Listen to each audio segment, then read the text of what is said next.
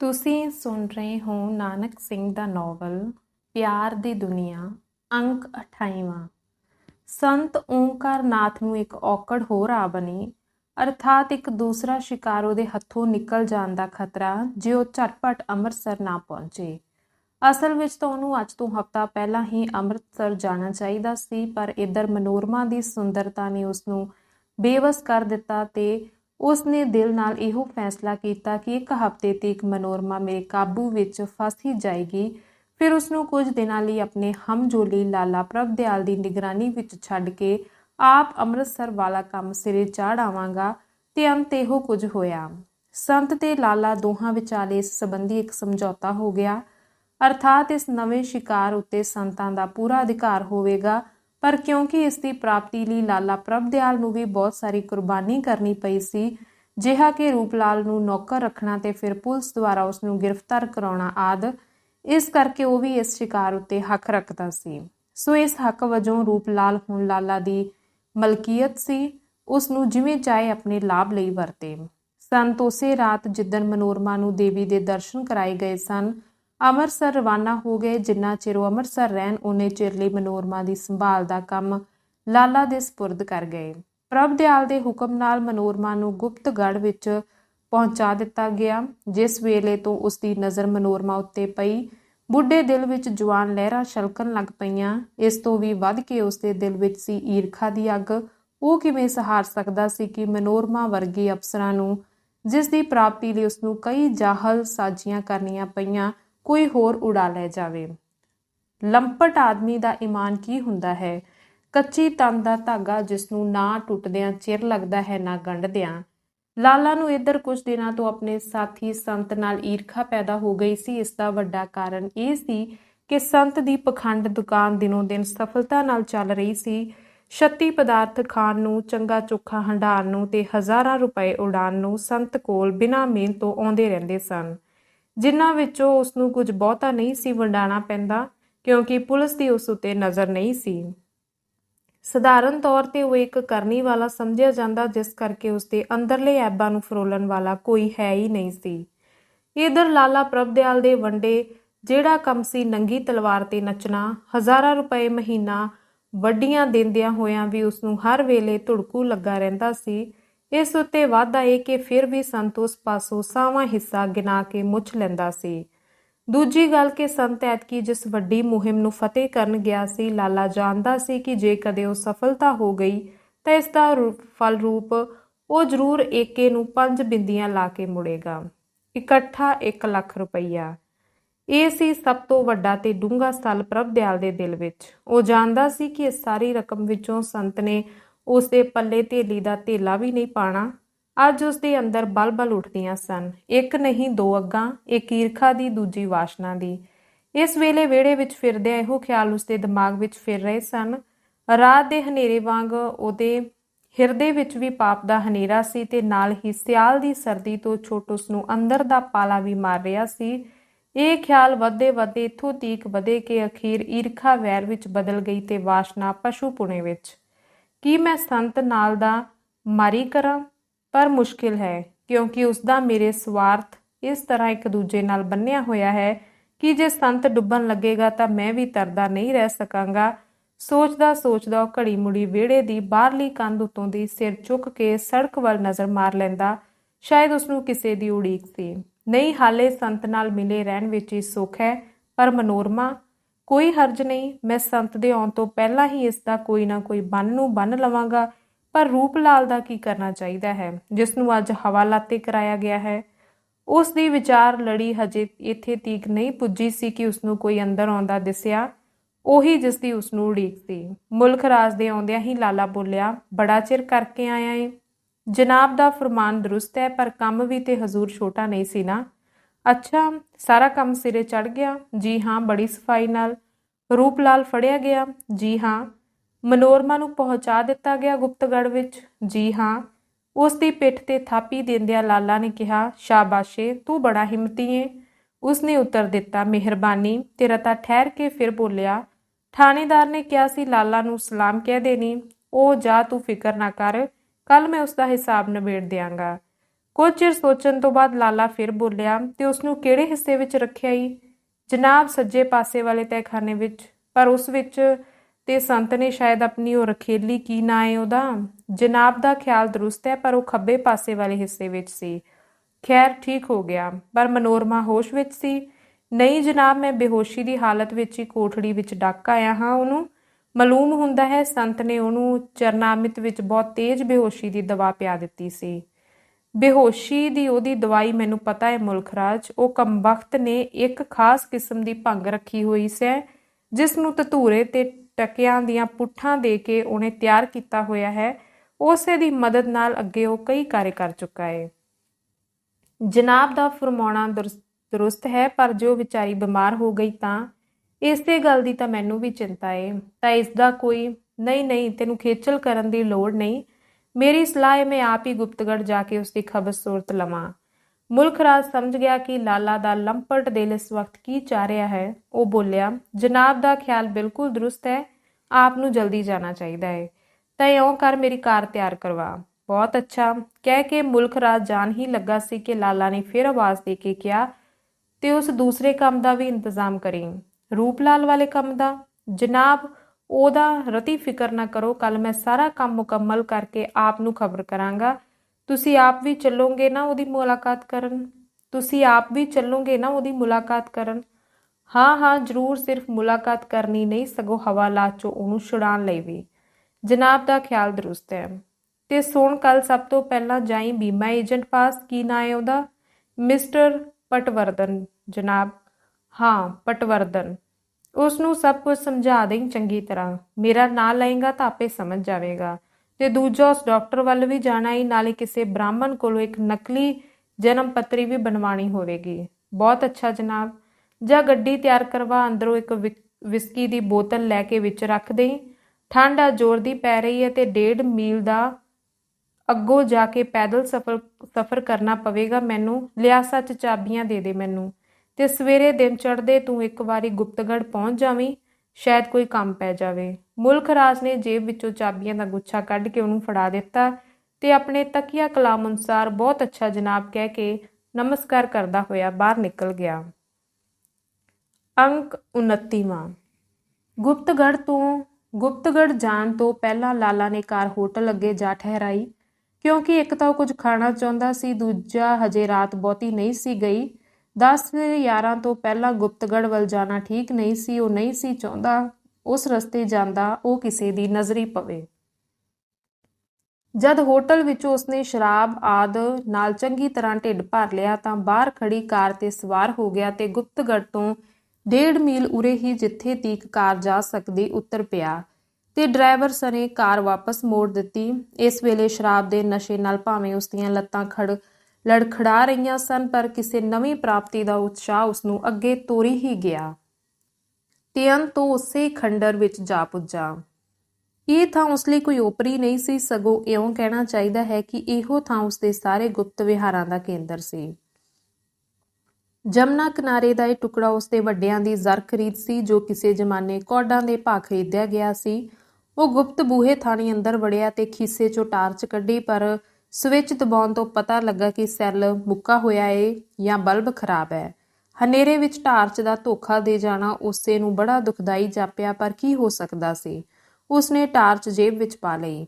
ਝਾਟੀ ਉਸਨੂੰ ਖਿਆਲ ਆ ਗਿਆ ਕਿ ਤੀਲਾਂ ਵਾਲੀ ਡੱਬੀ ਉਸ ਪਾਸ ਹੈ। ਉਸਨੇ ਤੀਲੀ ਬਾਲੀ, ਪਰ ਵੇਖ ਕੇ ਉਹ ਹੱਕਾ ਬੱਕਾ ਰਹਿ ਗਿਆ। ਕਮਰਾ ਖਾਲੀ ਸੀ। ਮਨੋਰਮਾ ਕਿੱਥੇ ਉੱਡ ਗਈ?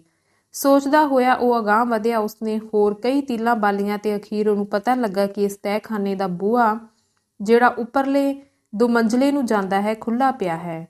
ਉਹ ਲੜਖੜਾਂਦਾ ਤੇ ਤੀਲੀਆਂ ਫੂਕਦਾ ਉੱਪਰ ਜਾ ਚੜ੍ਹਿਆ। ਅੰਦਰ ਵੜਿਆ। ਹਨੇਰਾ ਮੁਨੇਰਾ ਸੀ। ਉਸਨੇ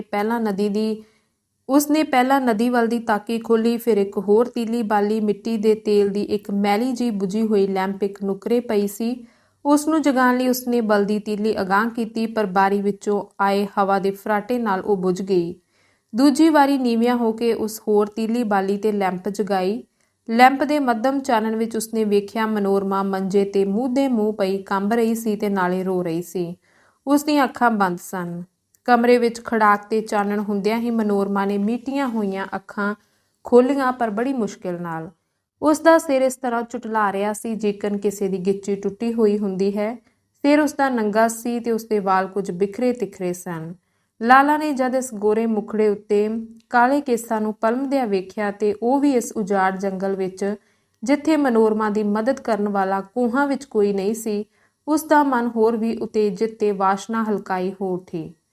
ਸ਼ਰਾਬ ਦੀ ਮਸਤੀ ਵਿੱਚ ਝੂਮਦਾ ਹੋਇਆ ਉਹ ਬੇਖਟਕਾ ਮਨੋਰਮਾ ਦੇ ਮੰਜੇ ਤੇ ਜਾ ਬੈਠਾ ਤੇ ਉਸਦੇ ਕੇਸਾਂ ਨੂੰ ਨਜ਼ਾਕਤ ਨਾਲ ਛੂੰਹਦਾ ਹੋਇਆ ਬੋਲਿਆ, ਮਨੋਰਮਾ। ਇਸ ਵੇਲੇ ਤੱਕ ਮਨੋਰਮਾ ਦੀ ਹੋਸ਼ ਕੁਝ ਨਾ ਕੁਝ ਕਾਇਮ ਹੋ ਚੁੱਕੀ ਸੀ।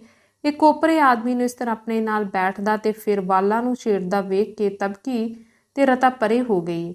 ਹਜੇ ਵੀ ਉਸਦੇ ਦਿਮਾਗ ਵਿੱਚ ਦੇਵੀ ਮਾਤਾ ਦੀ ਉਹ ਸਾਕਸ਼ਾਤ ਮੂਰਤ ਫਿਰ ਰਹੀ ਸੀ, ਪਰ ਇਸ ਵੇਲੇ ਉਹ ਕੁਝ ਆਪਣੀ ਵਾਸਤਵਿਕ ਹਾਲਤ ਦਾ ਅਨੁਭਵ ਕਰਦੀ ਹੋਈ ਬੋਲੀ, ਕੌਣ? ਉਹ ਕੰਬਦੀ ਆਵਾਜ਼ ਵਿੱਚ ਬੋਲਿਆ, ਡਰ ਨਾ ਬੀਬੀ, ਮੇਰਾ ਨਾਂ ਹੈ ਸੇਠ ਪ੍ਰਭਦਿਆਲ। ਤੇਰਾ ਘਰ ਵਾਲਾ ਮੇਰੇ ਕੋਲ ਹੀ ਨੌਕਰ ਏ।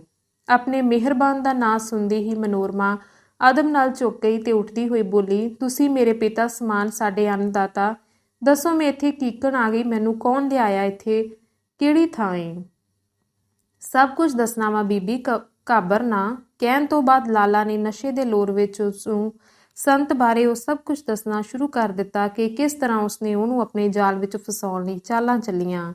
ਪਰ ਜਦ ਮਨੋਰਮਾ ਨੂੰ ਸ਼ਰਾਬ ਦੀ ਬੋ ਨਾਲ ਸਾਰਾ ਕਮਰਾ ਹੁਬਕਦਾ ਜਾਪਿਆ ਤਾਂ ਉਸਨੂੰ ਸ਼ੱਕ ਹੋ ਗਿਆ, ਜਾਂ ਤਾਂ ਇਹ ਲਾਲਾ ਪ੍ਰਭਦਿਆਲ ਨਹੀਂ ਤੇ ਜੇ ਉਹੀ ਹੈ ਤਾਂ ਇਹ ਓਨਾ ਚੰਗਾ ਨਹੀਂ ਜਿੰਨਾ ਉਹ ਇਸ ਨੂੰ ਸਮਝੀ ਬੈਠੀ ਸੀ। ਇਧਰ ਲਾਲਾ ਦੀ ਇਹ ਹਾਲਤ ਸੀ ਕਿ ਜਿੰਨੀ ਦੇਰ ਹੋ ਰਹੀ ਸੀ ਓਨਾ ਹੀ ਉਸਦਾ ਸਬਰ ਸੰਤੋਖ ਖੰਭ ਲਾ ਕੇ ਉੱਡਦਾ ਜਾਂਦਾ ਸੀ। ਉਧਰ ਮਨੋਰਮਾ ਦੀ ਹੋਸ਼ ਪੈਰੋਂ ਪੈਰ ਸਪਸ਼ਟ ਹੁੰਦੀ ਆਉਂਦੀ ਸੀ। ਇਸ ਵੇਲੇ ਉਸਨੂੰ ਪਤੀ ਦਾ ਚੇਤਾ ਆਇਆ। ਕੀ ਮੈਂ ਘਰੋਂ ਗੈਰ ਹਾਜ਼ਰ ਹਾਂ? ਸੋਚਦਿਆਂ ਉਸਨੇ ਕੁੜਤੇ ਦਾ ਬੋਝਾ ਟੋਹਿਆ। ਉਹ ਘਰ ਦੀ ਕੁੰਜੀ ਵੀ ਮੇਰੇ ਕੋਲ। ਸਤਿਆਨਾਸ, ਉਹ ਕੀ ਖਿਆਲ ਕਰਦੇ ਹੋਣਗੇ?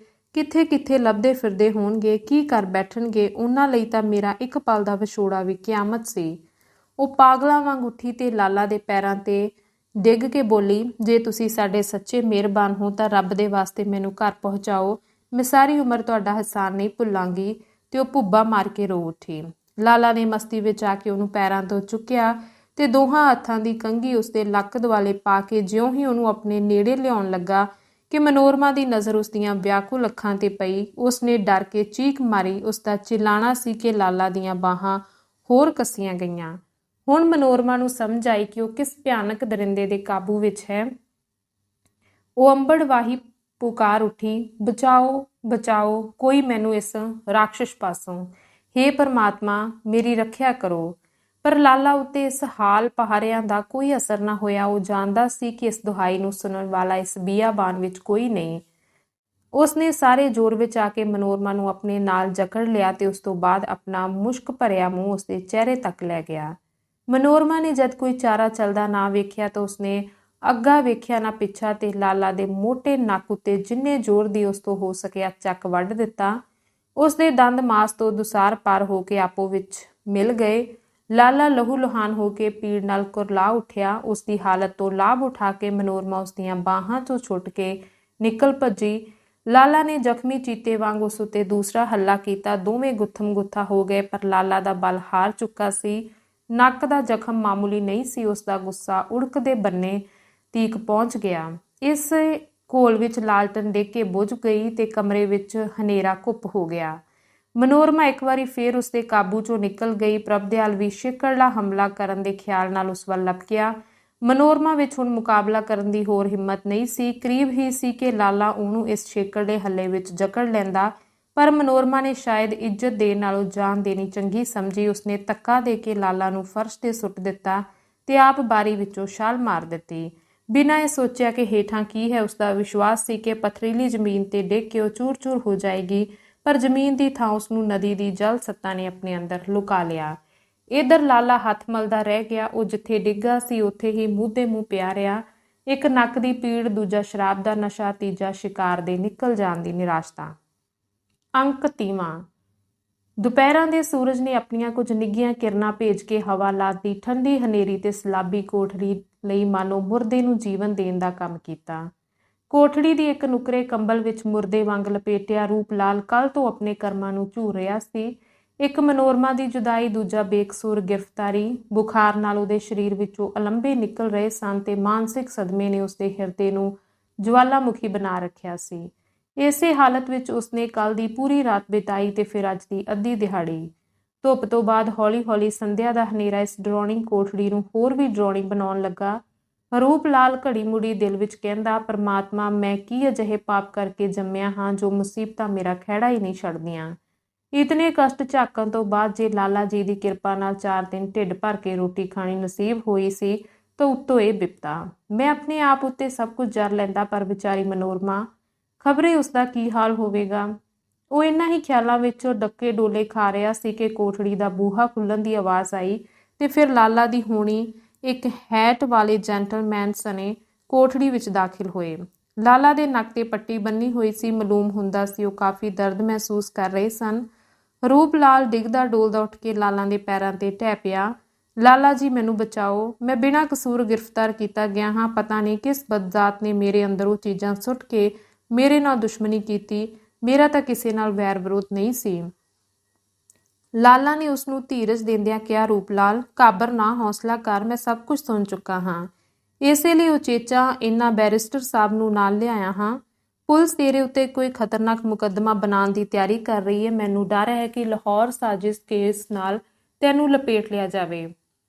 ਲਾਹੌਰ ਦੇ ਸਾਜ਼ਿਸ਼ ਕੇਸ ਦਾ ਨਾਂ ਸੁਣ ਕੇ ਰੂਪ ਲਾਲ ਕੰਬ ਉੱਠਿਆ। ਉਹ ਅਖਬਾਰਾਂ ਵਿੱਚ ਪੜ੍ਹ ਚੁੱਕਾ ਸੀ ਕਿ ਇੰਨੀ ਦਿਨੀ ਲਾਹੌਰ ਵਿੱਚ ਸਾਜ਼ਿਸ਼ ਦੀਆਂ ਪੁਲਿਸ ਸੂਹਾਂ ਲੈ ਰਹੀ ਹੈ। ਪਰ ਉਮੀਦ ਹੈ ਤੂੰ 1-2 ਦਿਨਾਂ ਤੱਕ ਬਾਹਰ ਆ ਜਾਵੇਂਗਾ। ਮੈਂ ਤੇਰਾ ਵਾਲ ਵੀ ਵਿੰਗਾ ਨਹੀਂ ਹੋਣ ਦਿਆਂਗਾ। ਮੈਂ ਜਾਣਦਾ ਹਾਂ ਕਿ ਤੂੰ ਬੇਕਸੂਰ ਹੈ। ਇਹ ਤੇਰੇ ਕਿਸੇ ਦੁਸ਼ਮਣ ਦੀ ਸ਼ਰਾਰਤ ਹੈ, ਲਾਲਾ ਉਸ ਨੂੰ ਕਹਿ ਰਿਹਾ ਸੀ। ਮਾਲਕ ਦੀਆਂ ਗੱਲਾਂ ਨੇ ਰੂਪ ਲਾਲ ਦੇ ਹਿਰਦੇ ਨੂੰ ਉਤਸ਼ਾਹ ਤੇ ਬਲ ਦਿੱਤਾ। ਉਸ ਨੂੰ ਇਹੋ ਜਾਪਿਆ ਮਾਨੋ ਪਰਮਾਤਮਾ ਥੰਮ ਪਾੜ ਕੇ ਬੋੜ ਪਿਆ ਹੈ। ਉਸ ਦੇ ਸਰੀਰ ਦੇ ਸਾਰੇ ਰੋਮ ਜ਼ਬਾਨਾਂ ਬਣ ਕੇ ਆਪਣੇ ਮਿਹਰਬਾਨ ਮਾਲਕ ਨੂੰ ਅਸੀਸਾਂ ਦੇਣ ਲੱਗੇ। ਉਹ ਫਿਰ ਬੋਲਿਆ, ਨਾਲੇ ਲਾਲਾ ਜੀ, ਮੈਂ ਤੁਹਾਨੂੰ ਦੱਸਣ ਹੀ ਚੱਲਿਆ ਸਾਂ ਕਿ ਰਸਤੇ ਵਿੱਚ ਹੀ ਪੁਲਿਸ ਨੇ ਮੈਨੂੰ ਘੇਰ ਲਿਆ। ਮੇਰੀ ਮਨੋਰਮਾ, ਵਿੱਚੋਂ ਹੀ ਗੱਲ ਟੋਕ ਕੇ ਲਾਲਾ ਬੋਲਿਆ, ਸੁਣ ਚੁੱਕਾ ਵਾਂ ਉਸਦਾ ਵੀ ਹਾਲ। ਰੂਪ ਲਾਲ, ਤੂੰ ਬੜਾ ਭੋਲਾ ਨਿਕਲਿਓ। ਉਹ ਬਦਕਾਰ ਕਿਸੇ ਨਾਲ ਨਿਕਲ ਗਈ। ਡਰ ਭਰੀ ਨਜ਼ਰ ਨਾਲ ਮਾਲਕ ਵੱਲ ਤੱਕ ਕੇ ਸਾਹ ਰੋਕ ਕੇ ਰੂਪ ਲਾਲ ਪੁੱਛਣ ਲੱਗਾ, ਕੀ ਕਿਹਾ ਜੇ? ਲਾਲਾ ਬੋਲਿਆ, ਉਹ ਬੜੀ ਦਗਾਬਾਜ਼ ਨਿਕਲੀ। 2 ਉੱਤੇ ਇੱਕ ਤੀਜੀ ਸੱਟ, ਅਰਥਾਤ ਮਨੋਰਮਾ ਵਿਛੜ ਹੀ ਨਹੀਂ ਗਈ, ਦਗਾ ਦੇ ਗਈ। ਉਹ ਚੀਕਿਆ, ਕੌਣ? ਮਨੋਰਮਾ? ਹਾਂ ਹਾਂ, ਤੇਰੀ ਸਤਵੰਤੀ ਮਨੋਰਮਾ। ਉਸ ਦੀ ਬਹੁਤ ਚਿਰ ਤੋਂ ਕਿਸੇ ਬਦਮਾਸ਼ ਨਾਲ ਗੰਢ ਤੁੱਪ ਸੀ। ਮੂਰਖਾ, ਤੈਨੂੰ ਇਤਨਾ ਵੀ ਪਤਾ ਨਾ ਲੱਗਾ ਕਿ ਉਹ ਰੋਜ਼ ਕਥਾ ਦੇ ਬਹਾਨੇ ਕਿੱਥੇ ਜਾਂਦੀ ਸੀ। ਮੇਰਾ ਤੇ ਸੁਣ ਕੇ ਤਰਾਹ ਨਿਕਲ ਗਿਆ। ਹੋਰ ਕੋਈ ਇਹ ਗੱਲ ਕਹਿੰਦਾ ਤਾਂ ਰੂਪ ਲਾਲ ਕਦੇ ਵੀ ਇਤਬਾਰ ਨਾ ਕਰਦਾ, ਪਰ ਇਹ ਵਾਕ ਨਿਕਲ ਰਹੇ ਸਨ ਉਸ ਸ਼ਖਸ ਦੇ ਮੂੰਹੋਂ ਜਿਸਨੂੰ ਉਹ ਨਾ ਕੇਵਲ ਆਪਣਾ ਅੰਨਦਾਤਾ ਸਗੋਂ ਇਸ ਜ਼ਮਾਨੇ ਦਾ ਹਾਤਮਤਾਈ ਸਮਝਦਾ ਸੀ। ਉਹੀ ਲਾਲਾ ਜਿਹੜਾ ਇਸ ਵੇਲੇ ਵੀ ਉਸਦੀ ਗ੍ਰਿਫਤਾਰੀ ਦਾ ਹਾਲ ਸੁਣਦਿਆਂ ਸਾਰੇ ਕੰਮ ਛੱਡ ਕੇ ਉਸਨੂੰ ਬਚਾਉਣ ਲਈ ਵਕੀਲ ਦੀ ਮਦਦ ਲੈ ਕੇ ਭੱਜ ਆਇਆ ਏ। ਨਹੀਂ ਤਾਂ ਐਡੇ ਧਨੀ ਮਾਨੀ ਆਦਮੀ ਨੂੰ ਕੀ ਪਈ ਜੋ ਉਸ ਵਰਗੇ ਗਰੀਬ ਲਈ ਇੰਨੀ ਚਿੰਤਾ ਕਰਦਾ। ਅਜਿਹੇ ਪਰਉਪਕਾਰੀ ਦੀ ਗੱਲ ਦਾ ਉਹ ਕਿੱਕਰ ਇਤਬਾਰ ਨਾ ਕਰਦਾ। ਹੈਂ, ਨਿਕਲ ਗਈ ਮਨੋਰਮਾ? ਕਿਸ ਨਾਲ? ਕਹਿੰਦਾ ਕਹਿੰਦਾ ਉਹ ਕੰਧ ਨਾਲ ਪਿੱਠ ਤੇ ਸਿਰ ਜੋੜ ਕੇ ਸਾਹ ਸੱਤ ਛੱਡ ਬੈਠਾ। ਹੁਣ ਮੈਂ ਕੀ ਕਰਾਂ? ਉਹ ਰੁਕਦੀ ਆਵਾਜ਼ ਵਿੱਚ ਬੋਲਿਆ ਤੇ ਲੰਮੇ ਸਾਹ ਲੈਣ ਲੱਗ ਪਿਆ। ਉਸ ਦੇ ਦੋਵੇਂ ਮੋਢੇ ਫੜ ਕੇ ਲਾਲਾ ਬੋਲਿਆ, ਹੌਸਲਾ ਕਰ, ਮਰਦਾਂ ਵਾਲਾ ਜੇਰਾ ਵਿਖਾ। ਇਸ ਤਰ੍ਹਾਂ ਧੀਰਜ ਛੱਡਿਆ ਕੁਝ ਨਹੀਂ ਬਣਦਾ। ਮੈਂ ਉਸ ਦੀ ਰਿਪੋਰਟ ਪੁਲਿਸ ਵਿੱਚ ਦੇ ਦਿੱਤੀ ਹੈ। ਉਮੀਦ ਹੈ 1-2 ਦਿਨਾਂ ਤੱਕ ਦੋਵੇਂ ਗ੍ਰਿਫਤਾਰ ਹੋ ਜਾਣਗੇ। ਰੇਲ ਦੇ ਸਾਰੇ ਸਟੇਸ਼ਨਾਂ ਤੇ ਤਾਰਾਂ ਦਵਾ ਦਿੱਤੀਆਂ ਨੇ। ਉਹ ਵਿਸ਼ਵਾਸ ਕਹਾਣੀ ਮਨੋਰਮਾ, ਮੈਨੂੰ ਕੀ ਪਤਾ ਸੀ ਤੂੰ ਇਹੋ ਜਿਹੀ ਨਿਕਲੇਂਗੀ। ਤੇਰੇ ਆਸਰੇ ਹੀ ਮੈਂ ਅੱਜ ਤੱਕ ਕਦੇ ਦੁੱਖ ਨੂੰ ਨਹੀਂ ਸੀ ਸਮਝਿਆ, ਹਰ ਮੁਸੀਬਤ ਨੂੰ ਖਿੜੇ ਮੱਥੇ ਝੱਲਿਆ ਸੀ। ਪਰ ਤੂੰ ਵੀ ਧੋਖਾ ਦੇ ਗਈ ਓ। ਜਾ ਦੁਸ਼ਟਣੀਏ, ਤੇਰੀ ਪੂਰੀ ਨਾ ਪਵੇ। ਹੁਣ ਜੇ ਤੂੰ ਆ ਜਾਵੇਂ ਤਾਂ ਵੀ ਮੈਂ ਜਿਉਂਦੇ ਜੀ ਕਦੇ ਤੈਨੂੰ ਮੱਥੇ ਨਾ ਲਾਵਾਂਗਾ। ਉਹ ਆਪਣੇ ਆਪ ਨਾਲ ਬੜਬੜਾਉਣ ਲੱਗਾ। ਉਸਨੇ ਚਾਹਿਆ ਕਿ ਲਾਲਾ ਪਾਸੋਂ ਪੁੱਛੇ ਕਿਵੇਂ ਨਿਕਲੀ, ਕਿਸ ਨਾਲ ਨਿਕਲੀ ਤੇ ਕਦੋਂ ਤੋਂ ਅਥਵਾ ਕਿਹੜੇ ਵਸੀਲਿਆਂ ਨਾਲ ਉਸਨੇ ਇਹ ਦੁਰਾਚਾਰ ਦਾ ਰਸਤਾ ਫੜਿਆ, ਪਰ ਉਹ ਕੋਈ ਗੱਲ ਵੀ ਨਾ ਪੁੱਛ ਸਕਿਆ। ਮਨੋਰਮਾ ਦਾ ਖਿਆਲ ਹੀ ਦਿਲ ਵਿੱਚ ਲਿਆਉਣਾ ਉਸਨੂੰ ਸੈਂਕੜੇ ਅਣਠੂਇਆਂ ਵਾਂਗ ਡੰਗਦਾ ਸੀ।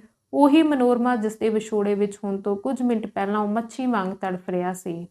ਲਾਲਾ ਨੇ ਫਿਰ ਕਿਹਾ, ਲੈ ਮੁਖਤਾਰਨਾਮੇ ਦੇ ਕਾਗਜ਼ ਉੱਤੇ ਦਸਤਖਤ ਕਰ ਦੇ ਤਾਂ ਜੋ ਸਵੇਰੇ ਹੀ ਬੈਰਿਸਟਰ ਸਾਹਿਬ ਅਦਾਲਤ ਵਿੱਚ ਜਾ ਕੇ ਤੇਰੀ ਰਿਹਾਈ ਦੀ ਕੋਸ਼ਿਸ਼ ਕਰਨ। ਤੇ ਲਾਲਾ ਨੇ ਪਾਸ ਖੜੋਤੇ ਜੈਂਟਲਮੈਨ ਵੱਲ ਤੱਕ ਕੇ ਕਿਹਾ, ਲਓ ਬੈਰਿਸਟਰ ਸਾਹਿਬ, ਮੁਖਤਾਰਨਾਮੇ ਦੇ ਕਾਗਜ਼ ਉੱਤੇ ਦਸਤਖਤ ਕਰਵਾ ਲਵੋ।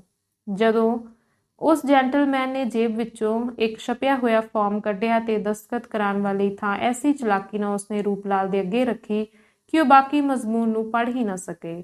ਨਾਲੇ ਪੜ੍ਹ ਸਕਣ ਦੀ ਕੋਈ ਸੰਭਾਵਨਾ ਵੀ ਨਹੀਂ ਸੀ। ਇੱਕ ਤਾਂ ਕੋਠੜੀ ਵਿੱਚ ਹਨੇਰਾ ਸੀ, ਦੂਜਾ ਰੂਪਲਾਲ ਦੇ ਦਿਮਾਗ ਵਿੱਚ ਉਦੋਂ ਵੀ ਬਹੁਤ ਹਨੇਰਾ। ਫਿਰ ਇਹ ਕਿ ਬੇਭਰੋਸਗੀ ਦਾ ਕੋਈ ਕਾਰਨ ਹੀ ਉਸਨੂੰ ਨਹੀਂ ਸੀ ਜਾਪਦਾ। ਰੂਪਲਾਲ ਨੇ ਦੱਸੇ ਥਾਂ ਉੱਤੇ ਦਸਤਖਤ ਕਰ ਦਿੱਤੇ, ਪਰ ਸੁਪਨੇ ਵਾਂਗ। ਉਹ ਇਸ ਵੇਲੇ ਉੱਕਾ ਹੀ ਆਪਣੇ ਆਪ ਵਿੱਚ ਨਹੀਂ ਸੀ। ਇੱਕ ਵਾਰੀ ਫਿਰ ਉਸਨੂੰ ਧੀਰਜ ਦਿਲਾਸਾ ਦੇ ਕੇ ਲਾਲਾ ਆਪਣੇ ਸਾਥੀ ਸਣੇ ਬਾਹਰ ਨਿਕਲ ਗਿਆ। ਰੂਪਲਾਲ ਉਸੇ ਤਰ੍ਹਾਂ ਕੰਧ ਨਾਲ ਪਿੱਠ ਜੋੜੀ ਬੈਠਾ ਰਿਹਾ। ਅੰਕ 31ਵਾਂ। ਦਿਨ ਚੜ੍ਹਦਿਆਂ ਹੀ ਮੁਲਕ ਰਾਜ ਮਾਲਕ ਦੇ ਹੁਕਮ ਅਨੁਸਾਰ ਸਭ ਤੋਂ ਪਹਿਲਾਂ ਗੁਪਤਗੜ੍ਹ ਜਾ ਪੁੱਜਾ ਤੇ ਲਾਲਾ ਦੀ ਹਾਲਤ ਵੇਖ ਕੇ ਉਹ ਕੰਬ ਉੱਠਿਆ। ਉਹ ਲਹੂ ਲੁਹਾਨ ਹੋਇਆ ਹਜੇ ਤੀਕ ਲੱਤਾਂ ਪਸਾਰੀ ਉਸੇ 2 ਮੰਜ਼ਲੇ ਵਿੱਚ ਪਿਆ ਤੜਫ ਰਿਹਾ ਸੀ। ਮਨੋਰਮਾ ਦਾ ਉੱਥੇ ਕਿਤੇ ਨਾ ਥੇ ਨਹੀਂ ਸੀ। ਨਦੀ ਵੱਲ ਦੀ ਬਾਰੀ ਖੁੱਲੀ ਸੀ। ਉਹ ਲਗਭਗ ਸਾਰੇ ਮਾਮਲੇ ਨੂੰ ਸਮਝ ਗਿਆ। ਆਪਣੇ ਮਾਲਕ ਨੂੰ ਉਸਨੇ ਹਿਲਾ ਜੁਲਾ ਕੇ ਕਿਸੇ ਤਰ੍ਹਾਂ ਸੁਚੇਤ ਕੀਤਾ ਤੇ ਫਿਰ ਉਸਦੀ ਜ਼ੁਬਾਨੀ ਸਭ ਕੁਝ ਸੁਣਿਆ। ਮਨੋਰਮਾ ਨਦੀ ਵਿੱਚ ਛਾਲ ਮਾਰ ਗਈ। ਇਹ ਸੁਣ ਕੇ ਮੁਲਕ ਰਾਜ ਨੂੰ ਡਰ ਜਿਹਾ ਭਾਸਣ ਲੱਗਾ, ਪਰ ਜਦ ਬਾਰੀ ਵਿੱਚੋਂ ਝਾਕ ਕੇ ਉਸਨੇ ਹੇਠਾਂ ਜਮਨਾ ਦਾ ਅਥਾਹ ਪਾਣੀ ਵੇਖਿਆ ਤਾਂ ਉਸਦਾ ਡਰ ਕਿਸੇ ਹੱਦ ਤੱਕ ਦੂਰ ਹੋ ਗਿਆ। ਐਨੇ ਡੂੰਘੇ ਪਾਣੀ ਵਿੱਚ ਤੇ ਅੱਧੀ ਰਾਤ ਦੀ ਸਰਦੀ ਵਿੱਚ ਇੱਕ ਕੁੜੀ ਦਾ ਡਿੱਗਣਾ ਤੇ ਫਿਰ ਜਿਉਂਦੀ ਨਿਕਲਣਾ ਉਸਨੇ ਅਸੰਭਵ ਸਮਝਿਆ। ਸ਼ਰਮਿੰਦਗੀ, ਪਛਤਾਵੇ, ਕ੍ਰੋਧ, ਅਫਸੋਸ ਤੇ ਪੀੜ ਨਾਲ ਪ੍ਰਭਦਿਆਲ ਨਿੱਘਰਦਾ ਜਾ ਰਿਹਾ ਸੀ। ਭਾਵੇਂ ਮੁਲਕ ਰਾਜ ਨੇ ਉਸਨੂੰ ਬਥੇਰੀਆਂ ਤਸੱਲੀਆਂ ਦਿੱਤੀਆਂ ਕਿ ਮਨੋਰਮਾ ਜ਼ਰੂਰ ਡੁੱਬ ਮੋਈ ਹੋਵੇਗੀ, ਪਰ ਪ੍ਰਭਦਿਆਲ ਦਾ ਆਪਣਾ ਦਿਲ ਵੀ ਇਸ ਗੱਲ ਨੂੰ ਮੰਨਦਾ ਸੀ। ਪਰ ਫਿਰ ਵੀ ਉਸਦੇ ਦਿਲ 'ਚ ਹੌਲ ਪਲ ਪਲ ਵੱਧਦਾ ਜਾਂਦਾ ਸੀ। ਮੁਲਕ ਰਾਜ ਦੀ ਹਿੰਮਤ ਨਾਲ ਜਦ ਪ੍ਰਭਦਿਆਲ ਨੇ ਆਪਣਾ ਹੁਲੀਆ ਠੀਕ ਕਰ ਲਿਆ ਤਾਂ ਝਟਪਟ ਸ਼ਹਿਰ ਜਾਣ ਦੀ ਤਿਆਰੀ ਹੋਣ ਲੱਗੀ। ਇਸ ਤੋਂ 2 ਘੰਟੇ ਬਾਅਦ ਇਹ ਦੋਵੇਂ ਦਿੱਲੀ ਦੇ ਇੱਕ ਭੀੜੇ ਜਿਹੇ ਬਾਜ਼ਾਰ ਵਿੱਚ ਇੱਕ ਡਾਕਟਰ ਦੀ ਡਿਸਪੈਂਸਰੀ ਵਿੱਚ ਬੈਠੇ ਸਨ। ਇਹੋ ਜਿਹੇ ਡਾਕਟਰ ਆਮ ਨਹੀਂ ਲੱਭਿਆ ਕਰਦੇ, ਨਾ ਹੀ ਆਮ ਲੋਕੀ ਇਹਨਾਂ ਦੇ ਉੱਚੇ ਸੁੱਚੇ ਤਜਰਬੇ ਤੋਂ ਇੰਨੇ ਵਾਕਿਫ ਹੁੰਦੇ ਹਨ। ਅਜਿਹੇ ਡਾਕਟਰਾਂ ਪਾਸ ਮਰੀਜ਼ ਭਾਵੇਂ ਬਹੁਤੇ ਨਹੀਂ ਆਉਂਦੇ, ਪਰ ਜੇ ਦਿਨ ਵਿੱਚ ਇੱਕ ਅੱਧ ਆ ਵੀ ਜਾਵੇ ਤਾਂ ਵਰੇ ਛਮਾਈ ਦਾ ਖਰਚ ਇਹ ਉਸੇ ਤੋਂ ਵਸੂਲ ਕਰ ਲੈਂਦੇ ਹਨ। ਮੁਲਕ ਰਾਜ ਬੋਲਿਆ, डॉक्टर साहब, लाला जी की नाक पर कुछ जख्म हो गया है, इसलिए सबसे पहले इनकी पट्टी कर दीजिए। ਡਾਕਟਰ ਨੇ ਝੱਟ ਹੁਕਮ ਦੀ ਪਾਲਣਾ ਕਰਨੀ ਸ਼ੁਰੂ ਕੀਤੀ। ਪਹਿਲੀ ਪੱਟੀ ਲਹੂ ਨਾਲ ਭਰੀ ਹੋਈ ਸੀ। ਉਸਨੇ ਖੋਲਦਿਆਂ ਹੀ ਪਰਲ ਪਰਲ ਲਹੂ ਵਗਣ ਲੱਗਾ। ਉਹ ਇਸ ਜ਼ਖਮ ਦਾ ਕਾਰਨ ਪੁੱਛਣ ਲੱਗਾ ਸੀ ਕਿ ਦੰਦਾਂ ਦੇ ਨਿਸ਼ਾਨ ਉੱਤੇ ਉਸਦੀ ਨਜ਼ਰ ਪੈ ਗਈ। ਉਹ ਚੁੱਪ ਦਾ ਚੁੱਪ ਰਹਿ ਗਿਆ। ਪੱਟੀ ਹੋ ਚੁੱਕਣ ਤੋਂ ਬਾਅਦ ਪ੍ਰਭਦਿਆਲ ਨੇ ਆਪਣੀ ਗੱਲ ਇਸ ਤਰ੍ਹਾਂ ਸ਼ੁਰੂ ਕੀਤੀ, डॉक्टर साहब, कहिए कुछ रुपया कमाने की मंशा है। डॉक्टर अपने विंग तड़िंगे दंदां नूं नंगिया करदा होया हंस के बोलिया, हुक्म कीजिए सरकार, हम तो हमेशा ही आपका दिया खाते हैं। फरमाइए, कोई नया शिकार फांसा है? हाँ, बहुत बढ़िया शिकार, तो बंदा हाजिर है, लेकिन इस दफ़े आपको ज़रा ज़्यादा तकलीफ़ पड़ेगी। क्या मज़ाइका है? बंदा हर एक हुक्म बजाने को तैयार है, फरमाइए तो। एक इंश्योरेंस का केस है, लेकिन इस दफ़े। इस तो बाद प्रभदयाल ने उसके कान विच कुछ कहा। डॉक्टर खुशी नाल भुड़कदा होया बोलिया, माशाअल्लाह, सब काम बड़ी खुशी से हो जाएगा, लेकिन मरीज को कितना अरसा रखना होगा? सिर्फ 1 या 1.5 हफ्ता। तो क्या हेल्थ सर्टिफिकेट भी देना होगा? हाँ, और 1.5 हफ्ता अपने पास भी रखना होगा, और फिर पहुंचा देना जहन्नमबाद। तो कितनी रकम का बीमा करवाइए? यही 40-50 हज़ार का, लेकिन दवाई कोई शुरू से ही ऐसी इस्तेमाल करना कि हफ्ते 1.5 के अंदर वो खुद ही ख़त्म हो जाए।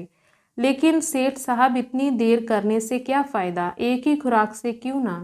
गल टोक के प्रभदयाल बोलिया, डॉक्टर साहब, आप भी क्या बच्चों की बातें करते हैं? सिर्फ उसे जहन्नम रसीद करने का ही काम होता तो ऐसा किया जा सकता था, लेकिन 50,000 रुपया भी तो बीमा कंपनी से वसूल करना है। अगर एकदम मर जाएगा तो कंपनी को खामखा शक पड़ सकता है, समझे? बहुत खूब, डॉक्टर खुशी दा कहका मार के बोलिया, आप तो वल्ला वकीले बैरिस्टर के भी कान काटते हैं। तो आज शाम उसे हवालात में से निकाल कर हाँ पहुंचा दीजिएगा, लेकिन एक बात का ख्याल रखिएगा कि वो पहले से ही बहुत बीमार है। कहीं ऐसा डोज ना दे देना कि लाहौल वल्ला कुव्वत अल्लाह बिल्ला। सेठ साहब, इसी काम में आपको खादिम दे ये बाल पकाए हैं, भला ऐसी नादानी कहीं की जा सकती है? अच्छा, तो कहिए फीस के मुतल्लिक। रता को सोच के डॉक्टर बोलिया, सेठ साहब, फीस फास का तनाज़ा तो जाने दीजिए, बस हमारा आपका निसफ निसफ रहा। बीमा कंपनी में से जो कुछ वसूल होगा बराबर बराबर बांट लिया जाएगा। ये तो नामुमकिन है डॉक्टर साहब। तो फिर आप ही फरमाएं। मैं तो डॉक्टर साहब आपको नकद देना चाहता हूँ, बस 500 रुपये। तौबा इस्तगफार, कुल 500? सेठ साहब, जरा काम की तरफ तो गौर कीजिए। शेर की मांद में हाथ डालने का काम है। एक जीते इंसान को 1.5 हफ्ता कब्र में रखना, उसकी जुबान पर 2400 घंटे पहरा देना और फिर उसे जहन्नम रसीद करना, क्या बच्चों का खेल समझ रखा है आपने? चोखा चिर ਦੋਹਾਂ ਵਿੱਚ ਵਾਦ ਵਿਵਾਦ ਚੱਲਦਾ ਰਿਹਾ। ਅਖੀਰ 2000 ਉੱਤੇ ਗੱਲ ਖਤਮ ਹੋ ਗਈ। 1000 ਰੁਪਈਆ ਤਾਂ ਪ੍ਰਭਦਿਆਲ ਨੇ ਉਸੇ ਵੇਲੇ ਦੇ ਦਿੱਤਾ ਤੇ ਬਾਕੀ ਦਾ 1000 ਉਸ ਦਿਨ ਦੇਣ ਦਾ ਫੈਸਲਾ ਹੋਇਆ ਜਿਸ ਦਿਨ ਕੰਮ ਸਿਰੇ ਚੜ ਜਾਵੇ। ਡਾਕਟਰ ਨੂੰ ਹੋਰ ਕਈ ਤਰ੍ਹਾਂ ਦੀਆਂ ਚੇਤਾਵਨੀਆਂ ਕਰਕੇ ਪ੍ਰਭਦਿਆਲ ਮੁਲਕ ਰਾਜ ਸਣੇ ਉੱਥੋਂ ਵਾਪਸ ਮੁੜਿਆ। ਅੰਕ 32ਵਾਂ। 16 ਪਹਿਰਾਂ ਦੇ ਹਵਾਲਾਤੀ ਵਾਸ ਨੇ ਰੂਪ ਲਾਲ ਨੂੰ ਹੋਰ ਬਣਾ ਦਿੱਤਾ ਹੈ। ਉਹ ਇਸ ਵੇਲੇ ਛੁੱਟ ਮੌਤ ਤੋਂ ਹੋਰ ਕੁਝ ਨਹੀਂ ਚਾਹੁੰਦਾ। ਜਦੋਂ ਹਵਾਲਾਤ ਵਿੱਚ ਦਾਖਲ ਕੀਤਾ ਗਿਆ ਸੀ ਤਾਂ ਆਪਣੇ ਛੁਟਕਾਰੇ ਅਤੇ ਮਨੋਰਮਾ ਦੇ ਮਿਲਾਪ ਲਈ ਉਸ ਦੀ ਰੂਹ ਵਲਾਵੇਂ ਖਾ ਖਾ ਉੱਠਦੀ ਸੀ। ਪਰ ਜਿਸ ਵੇਲੇ ਤੋਂ ਉਸਨੇ ਆਪਣੇ ਮਾਲਕ ਦੇ ਮੂੰਹੋਂ ਮਨੋਰਮਾ ਬਾਰੇ ਸੁਣਿਆ, ਉਹ ਇੱਕਦਮ ਬਦਲ ਗਿਆ ਹੈ। ਉਸ ਨੂੰ ਨਾ ਛੁਟਕਾਰੇ ਦੀ ਖਾਹਿਸ਼ ਰਹੀ ਹੈ ਤੇ ਨਾ ਹੀ ਮਨੋਰਮਾ ਦੀ। ਖਾਹਿਸ਼ ਹੈ ਤਾਂ ਕੇਵਲ ਮੌਤ ਦੀ। ਦੂਸਰੀ ਰਾਤ ਵੀ ਉਸਦੀ ਬੀਤੀ ਤੇ ਕਿਸੇ ਤਰ੍ਹਾਂ ਤੀਸਰੇ ਦਿਨ ਦਾ ਸੂਰਜ ਚੜ੍ਹਿਆ। ਇਸ ਸਮੇਂ ਨੇ ਮਾਨੋ ਉਸਦੀ ਮੌਤ ਨੂੰ ਬਹੁਤ ਹੱਦ ਤੱਕ ਨੇੜੇ ਲੈ ਆਂਦਾ ਹੈ। ਉਸਦੀ ਇਹ ਰਾਤ ਤਾਂ ਇੱਕ ਤਰ੍ਹਾਂ ਨਾਲ ਜ਼ਿੰਦਗੀ ਤੇ ਮੌਤ ਵਿਚਾਲੇ ਲਟਕਦਿਆਂ ਹੀ ਬੀਤੀ ਹੈ। ਜਿਸ ਵੇਲੇ ਉਹ ਠੰਡੇ ਫਰਸ਼ ਉੱਤੇ ਬੇਸੁੱਧ ਜਿਹੀ ਹਾਲਤ ਵਿੱਚ ਲੰਮਾ ਪਿਆ ਉਪਰੋਕਤ ਖਿਆਲ ਵਿੱਚ ਘਿਰਿਆ ਹੋਇਆ ਸੀ, ਉਸ ਦਾ ਚਿਹਰਾ ਇੱਕਦਮ ਪੀਲਾ ਪੈ ਕੇ ਅੱਖਾਂ ਉੱਤਰ ਗਈਆਂ ਸਨ। ਮਾਨਸਿਕ ਤੇ ਸਰੀਰਕ ਕਸ਼ਟਾਂ ਨੇ ਉਸਨੂੰ ਇਤਨਾ ਨਿਰਬਲ ਕਰ ਦਿੱਤਾ ਸੀ ਕਿ ਸਰਦੀ, ਬੁਖਾਰ ਜਾਂ ਕਿਸੇ ਹੋਰ ਤਕਲੀਫ ਅਨੁਭਵ ਕਰਨ ਦੀ ਸ਼ਕਤੀ ਵੀ ਉਸਨੂੰ ਜਵਾਬ ਦੇਣ ਲੱਗੀ। ਉਸ ਦੀਆਂ ਅੱਖਾਂ ਅੱਗੇ ਹਨੇਰਾ ਸੀ, ਪਰ ਉਹ ਨਹੀਂ ਸੀ ਸਮਝ ਸਕਦਾ ਕਿ ਇਹ ਹਨੇਰਾ ਰਾਤ ਦਾ ਹੈ ਜਾਂ ਉਸਦੀਆਂ ਅੱਖਾਂ ਦੀ ਜੋਤ ਨਾ ਮੁੱਕ ਜਾਣ ਕਰਕੇ। ਇਸੇ ਹਾਲਤ ਵਿੱਚ ਉਸਨੂੰ ਜਾਪਿਆ ਜਿਵੇਂ ਕਿਸੇ ਨੇ ਕੋਠੜੀ ਦਾ ਬੂਹਾ ਖੋਲ੍ਹਿਆ ਹੈ। ਕੁਝ ਮਨੁੱਖੀ ਆਕਾਰਾਂ ਦਾ ਪਰਛਾਵੇਂ ਵਾਂਗ ਉਸਨੂੰ ਝਾਵਲਾ ਜਿਹਾ ਪਿਆ ਤੇ ਕੁਝ ਉਸਨੂੰ ਇਹ ਵੀ ਅਨੁਭਵ ਹੋਇਆ ਜਿਵੇਂ ਕੁਝ ਠੰਡੇ ਹੱਥਾਂ ਨੇ ਉਸਨੂੰ ਲੱਤਾਂ ਬਾਹਾਂ ਤੋਂ ਫੜ ਕੇ ਕਾਸੇ ਵਿੱਚ ਲਟਾ ਦਿੱਤਾ ਹੈ। ਇਸ ਤੋਂ ਅੱਗੇ ਕੀ ਹੋਇਆ ਉਸਨੂੰ ਕੁਝ ਪਤਾ ਨਹੀਂ। ਉਹ ਬੇਹੋਸ਼ ਸੀ। ਇਸ ਘਟਨਾ ਤੋਂ ਤੀਜੇ ਦਿਨ ਅਸੀਂ ਮਨੋਰਮਾ ਨੂੰ ਰਾਤ ਵੇਲੇ ਇੱਕ ਸਾਫ਼ ਸੁਥਰੇ ਕਮਰੇ ਵਿੱਚ ਦੇਖਦੇ ਹਾਂ। ਬਰਾਬਰ 3 ਦਿਨ ਤੇ 3 ਰਾਤਾਂ ਉਹ ਬੇਹੋਸ਼ ਰਹੀ ਸੀ। ਬੇੜੀ ਵਾਲੇ ਸਵਾਰ, ਉਸ ਓਪਰੇ ਮਨੁੱਖ ਅਤੇ ਇੱਕ ਨਰਸ ਤੋਂ ਛੋਟੇ ਇਸ ਵੇਲੇ ਹੋਰ ਕੋਈ ਉਸਦੇ ਪਾਸ ਨਹੀਂ ਸੀ। ਉਹ ਮਨੁੱਖ ਪੁਰਾਣੀ ਦਿੱਲੀ ਦੇ ਇੱਕ ਪਸੱਤੇ ਜਿਹੇ ਮੁਹੱਲੇ ਵਿੱਚ ਰਹਿੰਦਾ ਹੈ। ਆਪਣੇ ਮਕਾਨ ਵਿੱਚ ਉਹ ਤੇ ਉਸਦਾ ਇੱਕ ਰਸੋਈਆ ਹੈ, ਪਰ ਜਦ ਤੋਂ ਉਸਨੇ ਬੇਹੋਸ਼ ਮਨੋਰਮਾ ਨੂੰ ਆਪਣੇ ਮਕਾਨ ਤੇ ਲਿਆਂਦਾ ਹੈ, ਉਸੇ ਦਿਨ ਤੋਂ ਉਹਨੇ ਇੱਕ ਨਰਸ ਦਾ ਵੀ ਪ੍ਰਬੰਧ ਕਰ ਰੱਖਿਆ ਹੈ, ਜਿਹੜੀ ਦਿਨੇ ਤਾਂ ਇੱਕ ਸਰਕਾਰੀ ਹਸਪਤਾਲ ਵਿੱਚ ਆਪਣੀ ਨੌਕਰੀ ਤੇ ਚਲੀ ਜਾਂਦੀ ਹੈ, ਪਰ ਰਾਤੀ ਮਨੋਰਮਾ ਦੇ ਪਾਸ ਰਹਿੰਦੀ ਹੈ।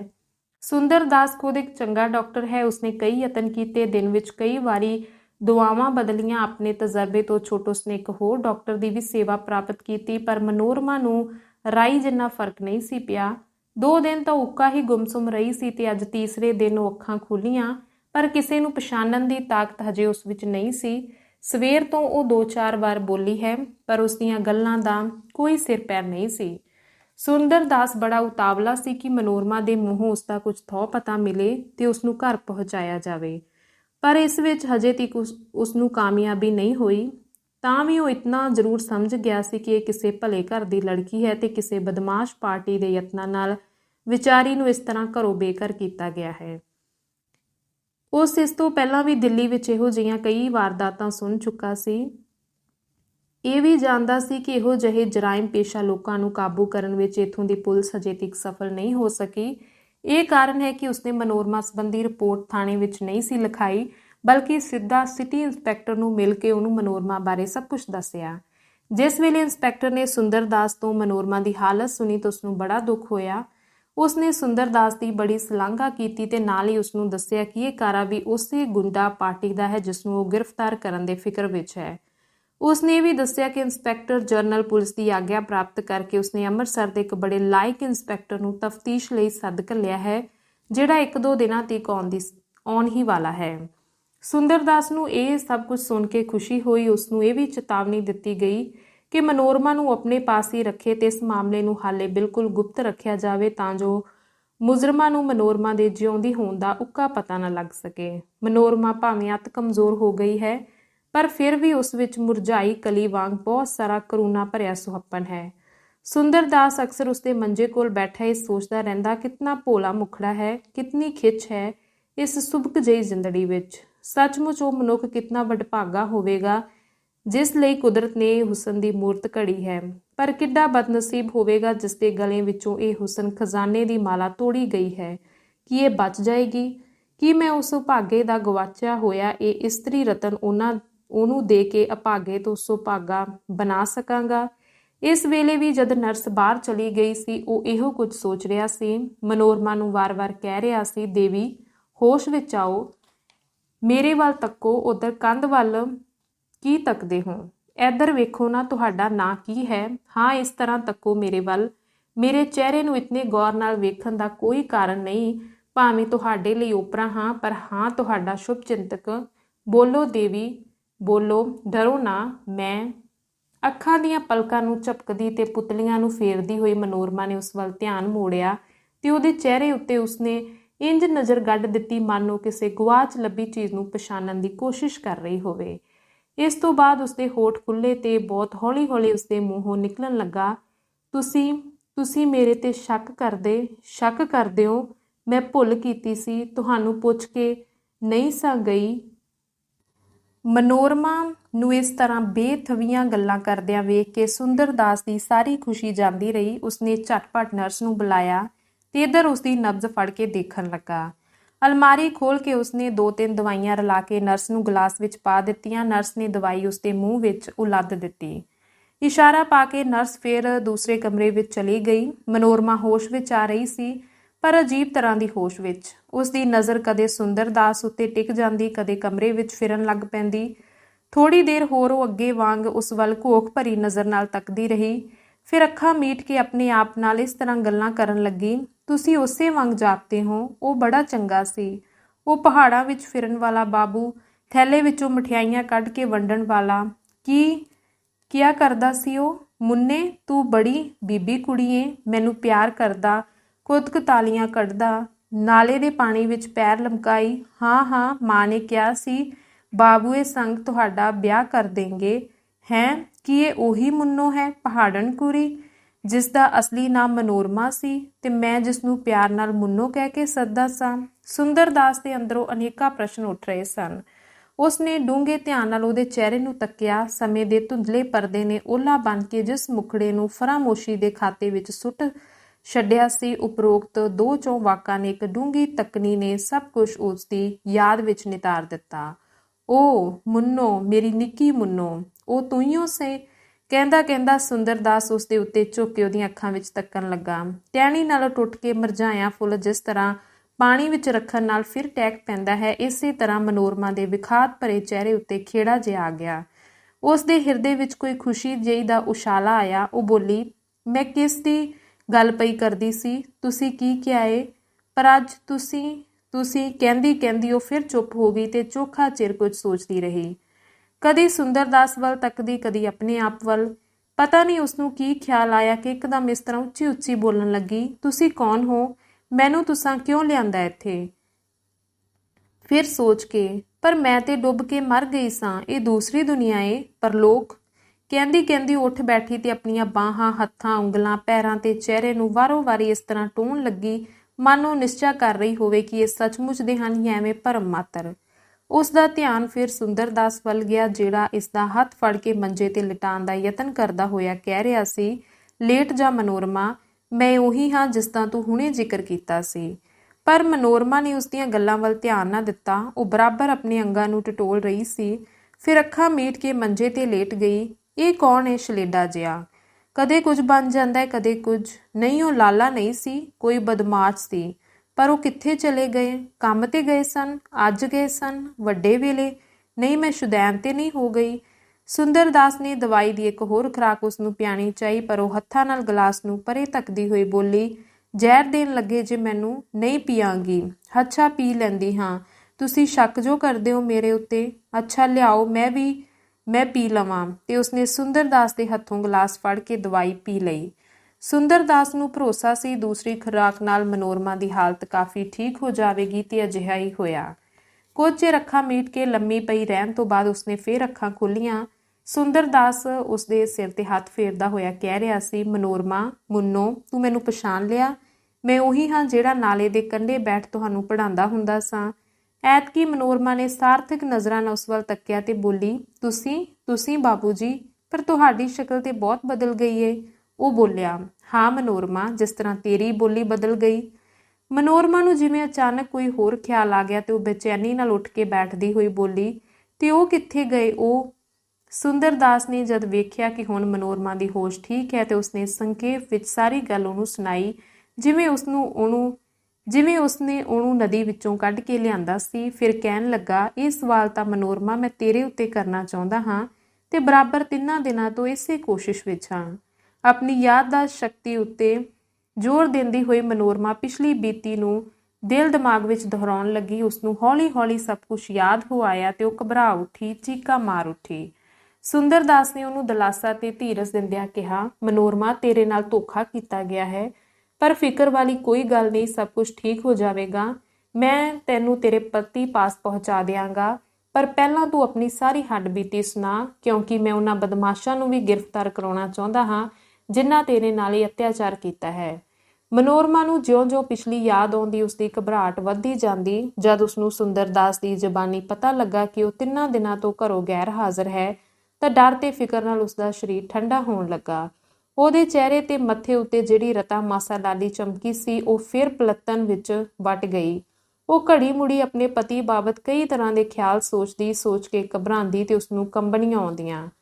ਉਹ ਅੱਬੜ-ਵਾਹੀ ਬੋਲੀ, ਮੈਨੂੰ ਘਰ ਪਹੁੰਚਾਓ ਪਹਿਲਾਂ। ਉਹ ਖਬਰੇ ਕੀ ਕਹਿੰਦੀ ਉਹ ਰੁਕ ਗਈ ਤੇ ਭੁੱਬਾ ਮਾਰ ਕੇ ਰੋ ਉੱਠੀ, ਮੈਨੂੰ ਲੈ ਚੱਲੋ, ਛੇਤੀ ਮੈਨੂੰ ਉਹਨਾਂ ਕੋਲ ਲੈ ਚੱਲੋ। ਮੈਂ ਸੁੰਦਰ ਦਾਸ ਬੋਲਿਆ, ਪਰ ਬੀਬੀ, ਤੇਰਾ ਸਰੀਰ ਹਜੇ ਬਹੁਤ ਕਮਜ਼ੋਰ ਹੈ, ਮੁਮਕਿਨ ਹੈ ਫਿਰ ਬੇਹੋਸ਼ੀ ਆ ਜਾਵੇ। ਇਸ ਲਈ ਪਹਿਲਾਂ ਤੂੰ ਮੈਨੂੰ ਆਪਣਾ ਪਤਾ ਟਿਕਾਣਾ ਦੱਸ ਤਾਂ ਜੋ ਇਸ ਦੀ ਮਦਦ ਨਾਲ ਮੈਂ ਪੁਲਿਸ ਨੂੰ ਕੁਝ ਸਬੂਤ ਪਹੁੰਚਾ ਸਕਾਂ। ਇਸ ਅਮਲੇ ਦੀ ਤਫਤੀਸ਼ ਲਈ ਸ਼ਾਇਦ ਅੱਜ ਹੀ ਅੰਮ੍ਰਿਤਸਰੋਂ ਕੋਈ ਸਪੈਸ਼ਲ ਅਫਸਰ ਆਉਣ ਵਾਲਾ ਹੈ ਤੇ ਮੇਰੀ ਸਲਾਹ ਹੈ ਉਸਦੇ ਆਉਂਦਿਆਂ ਤੀਕ ਤੇਰਾ ਬਿਆਨ ਮੁਕੰਮਲ ਤੌਰ ਤੇ ਮੇਰੇ ਪਾਸ ਹੋਵੇ।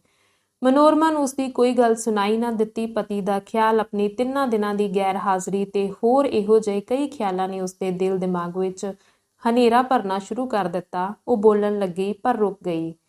ਕੁਝ ਵੀ ਸੁੰਦਰ ਦਾਸ ਦੇ ਪਿੜ ਪੱਲੇ ਨਾ ਪਿਆ, ਕੇਵਲ ਮੁਹੱਲੇ ਦਾ ਹੀ ਥਹੁੰ ਦੱਸ ਸਕੀ ਤੇ ਉਸਦੇ ਸਿਰ ਨੂੰ ਚੱਕਰ ਆਉਣੇ ਸ਼ੁਰੂ ਹੋ ਗਏ। ਧੰਨਵਾਦ।